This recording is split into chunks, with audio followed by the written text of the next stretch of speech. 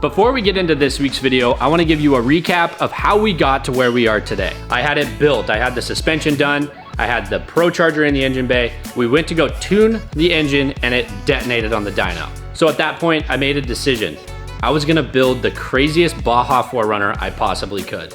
So I ordered up a 2JZ, a Samsonite transmission, and began the quest of building this insane Baja 4Runner. In our third video, you watched me tear down the 2JZ and mock up the turbo. We explained a little bit about the Samsonite transmission and decided that we were gonna make this 2-wheel drive. Now there was a little bit of pushback, so I wanted to make sure to give the 4-wheel drive guys something to look forward to. So I added not one, but 2 4Runners to the shop. A 1989 first gen 4Runner and another 2021 TRD PRO 4Runner, identical to Lunar 1. Now with 3 rigs in the shop, we decided that it was time to start assembling something. We installed one of the first clutch pedals in a 5th gen 4Runner.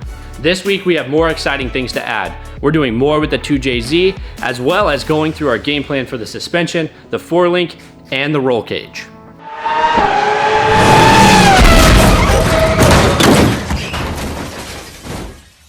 It's time to take the motor to the machine shop. We've got a ton of parts, and while we could put these all on ourselves, we have to dedicate the time to doing the suspension, the control arms, and all the fab work for Lunar 1. I got it. Yes. Ooh. This one's very expensive, so careful with that one. This one's very expensive, so careful with that one. And that one's very expensive, so careful with that one. And this one's also very expensive. Yeah, that's important. Right. Very expensive, so careful with that one.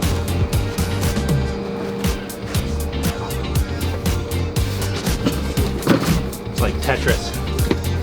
Car parts. Damper. We're putting a 2JZ in a 4Runner. World first, and it's gonna drive. Yeah, that's gonna be fun. We're gonna have to make room for it first. I thought you were carrying it under that. No?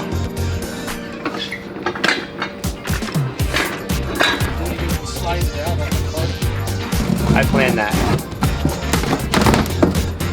Math.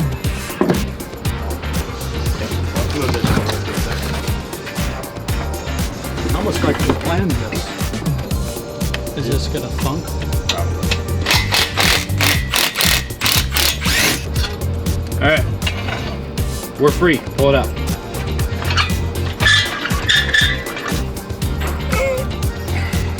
Sick. We're really getting into this project. I got my end. No, you don't. Okay. There we go. We're good. It's a lot of stuff. I don't know what I'm thinking about how expensive this is gonna be. I'm gonna put a rag on this in case it drains. Really ruined my super cinematic shot. Let's get the gloves off, get cleaned up, and get over to the machine shop because we're about a half hour late already. Okay, we are outie. So when we get back, hopefully we have a lot of metal tube so we can begin construction of the roll cage. You confident we'll be fine?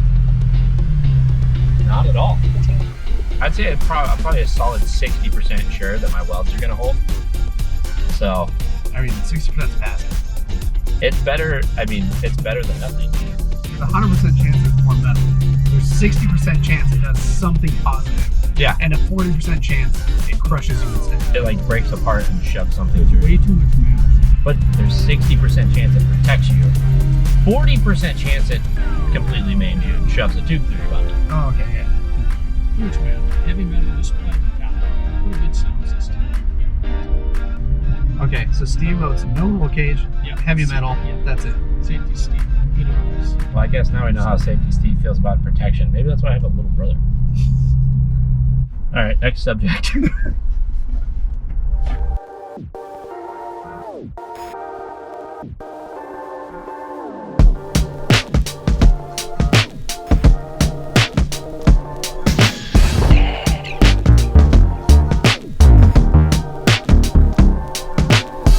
Yeah, other than, replacing that gear, you don't have to. It's cheap insurance, Yeah. And Well, may as well do it now. I mean, if we have it apart. exactly. You got it apart, and obviously it's you're pinching pennies on this build, so I think that it'd be worth it too.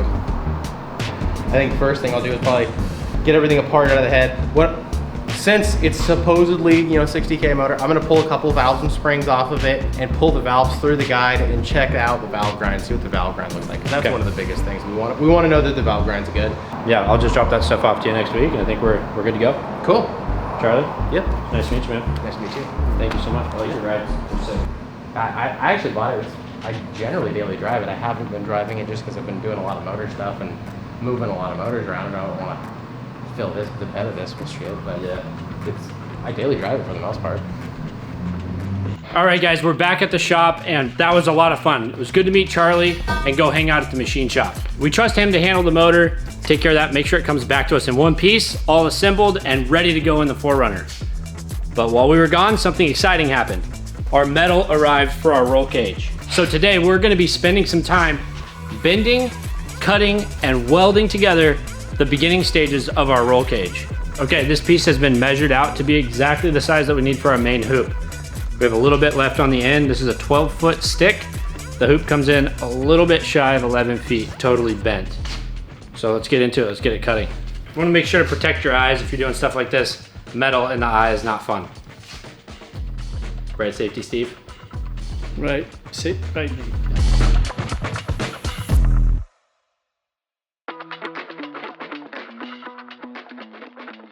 After this piece is done cutting, we're gonna go over and measure out the two side pieces that go from the main hoop up to the dash.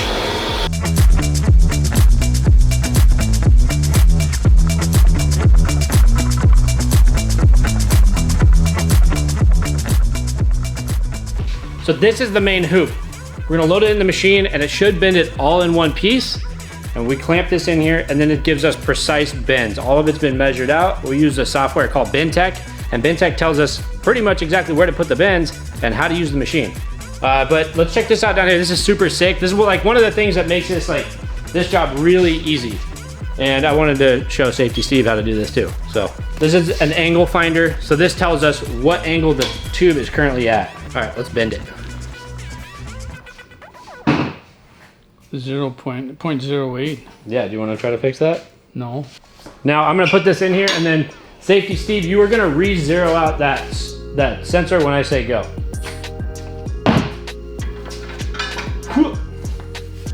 Now, I did put a little pressure on it, so I wanna make sure everything's kosher dill pickle. We're gonna loosen that up. Should we go to ref again? Nope, you're good. Now we can get to bending. What is our first bend? So, got our handy dandy little sheet here. This is from BendTech. Numbers. This gives us the numbers that we need. So, first bend is gonna go to a 14-degree angle. Good job.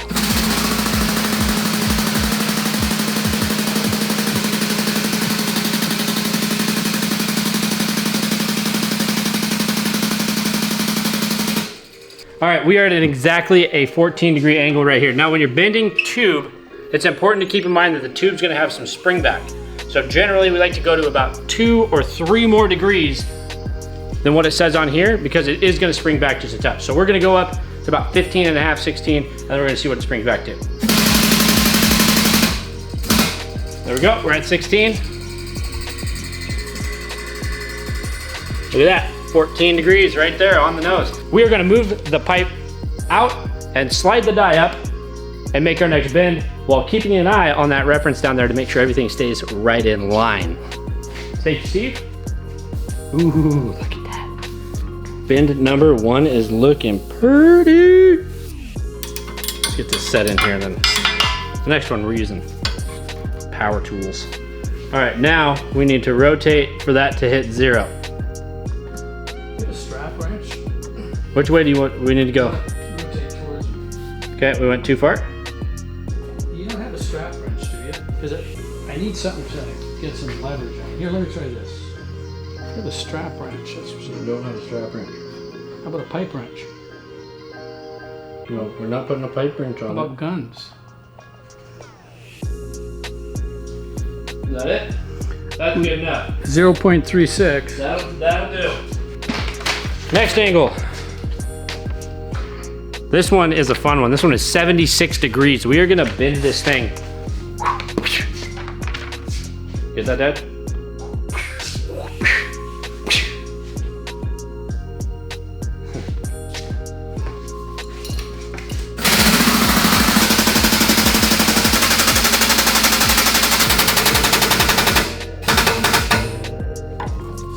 Let's see what our spring back is. There we go. We're pretty much right at it. That is starting to look like the main support beam to a roll cage. All right, that looks like a hoop to me. That looks pretty sharp. Let's get this thing off the bender. Let's put it in the 4Runner and let's see if it actually fits up. If it does, we have the rest of the tube there to weld the side pieces, the side hoops, other safety stuff. And here it is. This is the main hoop. This is the piece we build everything else off of, so let's stop talking about it. Let's be about it. Hopefully, this kind of lines up with the holes that I already drilled. Drop it through the floor. I'm hoping.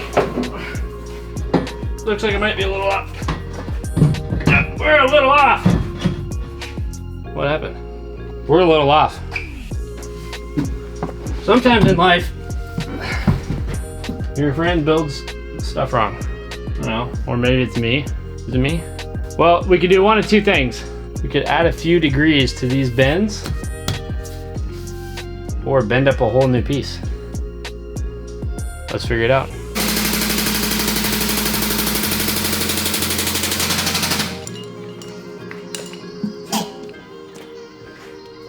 All right. Well, we should be pretty close to tacking in a roll cage.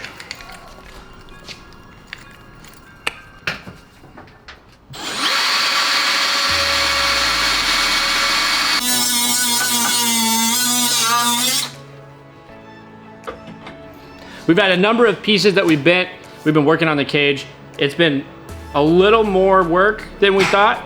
For some reason, we thought we'd be able to bend up a cage super easy and just throw it in. But there's a lot of math involved. And as Safety Steve says, we're not supposed to be doing math. That's way too much math. So we're gonna bring you guys back in and show you, hopefully tonight, a tacked together roll cage. Now with this notcher, you're supposed to go at it at a really high rate of speed, which seems counterintuitive, but that's what they say. So.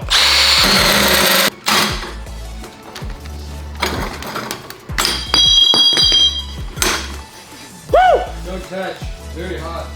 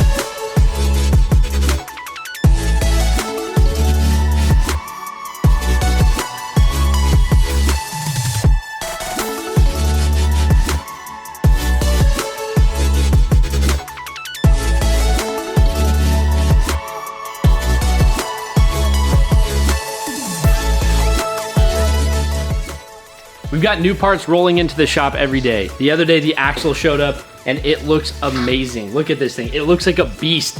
I can't wait to put it under the 4Runner. Today, we spent the day fabricating, bending tube, and getting the bones of the roll cage set up. Things are really heating up with Lunar 1, but that's not the only build we're working on. We've got parts showing up for Lunar 2, and we have something really cool to share with you about the 1989 4Runner. So make sure to like this channel, subscribe, and turn the notifications on so you can see which build we're working on in the shop next time.